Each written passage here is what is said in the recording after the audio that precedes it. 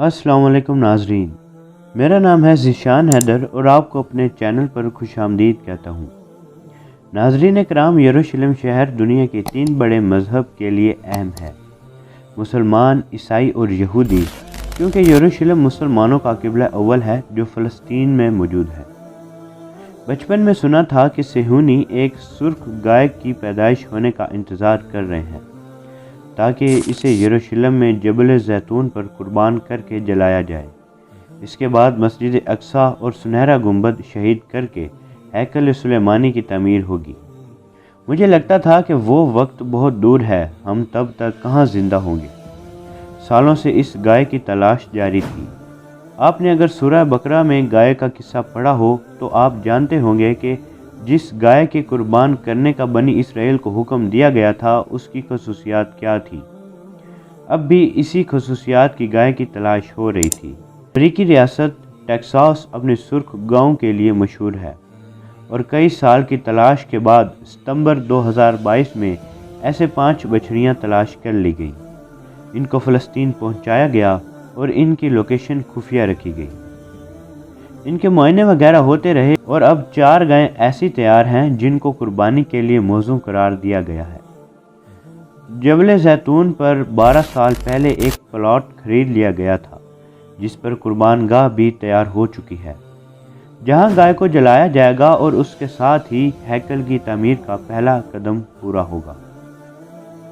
ضروری نہیں کہ اگلے ہی دن تعمیر شروع ہو جائے، لیکن رسومات شروع ہو جائیں گی، اور یہ قربانی بہت جلد ہوگی، کیونکہ گائے کی عمر 3 سال سے زیادہ نہیں ہونی چاہیے، اور اپریل میں ہی شاید یہودیوں کی عید پر یہ قربانی کر دی جائے۔ وقت آ بھی گیا، مجھے یقین نہیں آ رہا کہ وقت آ گیا ہے۔ میرا دل چاہ رہا ہے کہ یہ سب جھوٹ ہو، لیکن پچھلے 5 مہینوں میں فلسطینیوں کے ساتھ جو کچھ ہو گیا، اور 52 مسلمان ریاستیں سوائے مذمت اور سفارتکاری کے کچھ نہ کر سکیں۔ جب مسلمانوں سے یہودی پروڈکٹس کا بائیکاٹ نہ ہو سکا، معمولی قربانیاں نہ دی جا سکیں، جہاد تو بہت دور کی بات ہے، اس کے بعد کچھ بھی ممکن ہے۔ انہوں نے دیکھ لیا کہ مسلمانوں میں کتنا دم خم ہے۔ اب اگر مسجد اقصی شہید بھی کر دی جائے تو زیادہ سے زیادہ شور مچے گا، مذمت ہوگی، جلوس نکلیں گے، اور بس ہیکل سلیمانی کی تعمیر کے ساتھ ہی قیامت کی بڑی نشانیاں شروع ہو جائیں گی، اور پھر بہت تیزی سے ایک کے بعد ایک واقعات ہوں گے، جیسا کہ یاجوج ماجوج، حضرت عیسیٰ علیہ السلام اور حضرت امام مہدی علیہ السلام کا ظہور۔ حضرت محمد صلی اللہ علیہ وآلہ وسلم نے فرمایا کہ مہدی کے لشکر میں شامل ہونا چاہے تم کو گھٹنوں کے بل چل کے جانا پڑے، کیونکہ وہ جنتی لشکر ہوگا۔ ناظرین اکرام، موت تو ایک نہ ایک دن آنی ہی ہے۔ اگر ہم مسلمان امام مہدی کے لشکر میں شامل ہو جائیں تو ہمارے لیے اس سے بڑھ کر کیا ہوگا۔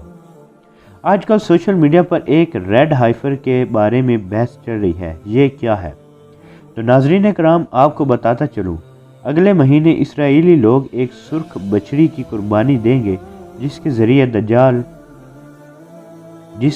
دجال کو بلانے کے لیے اور مسجد الاقصی کو تباہ کریں گے، اور 8 اپریل کو رمضان کے آخری دن وہ اپنے جعلی مسیح کو بلانے کا دعویٰ کر رہے ہیں۔ ناظرین اکرام، یاد رہے اسی دن ایک تاریخی کمپلیٹ سولر ایکلپس یعنی سورج گرہن لگ رہا ہے، جو 375 سالوں سے نہیں ہوئی ہے۔ لال بچڑی کی قربانی یہودی روایت میں اہم رسم ہے۔ یہودی شریعت کے مطابق موسیٰ علیہ السلام کے دور میں سے صرف 9 لال بچڑیوں کی قربانی دی گئی ہے۔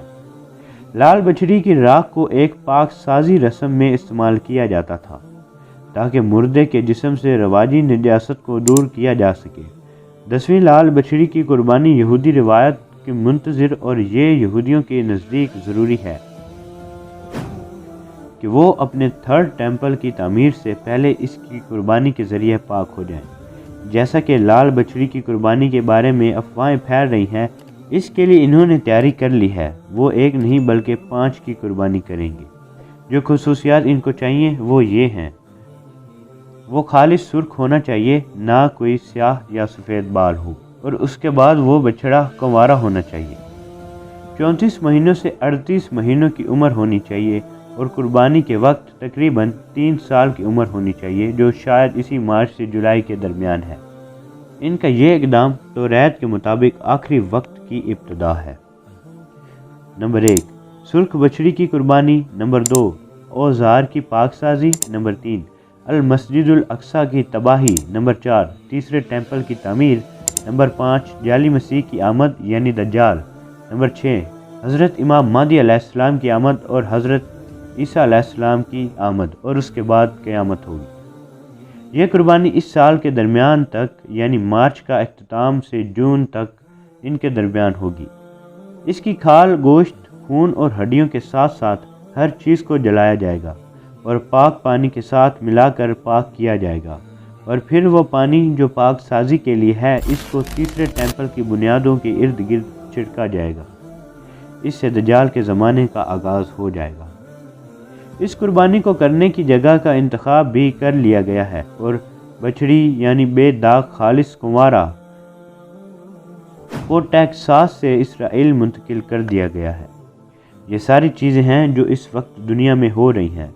صحیح وقت کا علم تو صرف اللہ کے پاس ہے، لیکن ہمیں ہر وقت ان حالات کے لیے تیار رہنا چاہیے۔ ہر نبی نے دجال کے فتنے سے پناہ مانگی ہے، اور ہمارے سامنے تو ہمارے نبی کریم صلی اللہ علیہ وآلہ وسلم کی بتائی ہوئی کافی نشانیاں موجود ہیں۔ اسرائیل نے غزہ پر حملے کر کے اور کتنے معصوم مسلمانوں کو شہید کر کے ہماری امت مسلمہ کا رسپانس دیکھ لیا ہے۔ ہمارے حکمران سوئے ہوئے ہیں، ہمارے لوگوں کی اکثریت ابھی صرف دنیا طلبی میں لگی ہوئی ہے۔ اس لیے وہ جانتے ہیں کہ جو امت اتنے بڑے نقصان کے بعد بھی نہیں جاگی تو اگلے اقدام تو آرام سے وہ کر سکتے ہیں، انہیں کوئی روکنے والا نہیں۔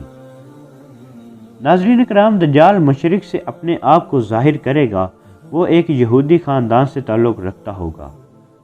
وہ ایک آنکھ سے اندھا ہوگا اور اس کی پیشانی پر کافر کا لفظ لکھا ہوگا۔ وہ یروشلم کو فتح کرے گا اور پوری دنیا کا سفر کرے گا۔ ہر شہر میں داخل ہوگا سوائے مکہ اور مدینہ کے۔ جھوٹے مسیح کے طور پر اس کے بہت سی ساتھیوں نے بہت سے لوگوں کو دھوکہ دیا ہوگا، اور ان کے صفوں میں مزید کمزور ایمان والے شامل ہوں گے۔ وہ ایک شیطانوں کی فوج کے ساتھ کام کرے گا۔ اس کے سب سے معتبر حامیوں میں یہودی ہوں گے، جن کے لیے وہ خدا کی طرح ہوگا۔ اس کی آمد کے بعد ہماری بیویوں اور بیٹیوں کو گھر میں رکھنا ناممکن ہو جائے گا۔ یہ قیامت کی نشانیاں ہیں۔ سورۃ الکہف کی پہلی اور آخری 10 آیات آپ کو دجال کے فتنے سے بچا سکتی ہیں۔ پہلی 10 آیات کو یاد کرنے کی کوشش کریں، ہر روز پڑھنے کی کوشش کریں، خصوصاً جمعہ کے دن تلاوت کریں ترجمے کے ساتھ۔ یہ مذاق نہیں ہے، برائے کرم اس بارے میں آگاہی بڑھائیں۔ یہ ہماری امت پر سب سے بڑا، سخت اور مشکل فتنہ ہے، اور بہت سے لوگ اس کے بارے میں غافل ہیں۔ دجال ہمارے ایمان کے ساتھ کھیلے گا۔ اللہ ہمیں دجال کے فتنے سے بچائے، آمین۔ Thanks for watching.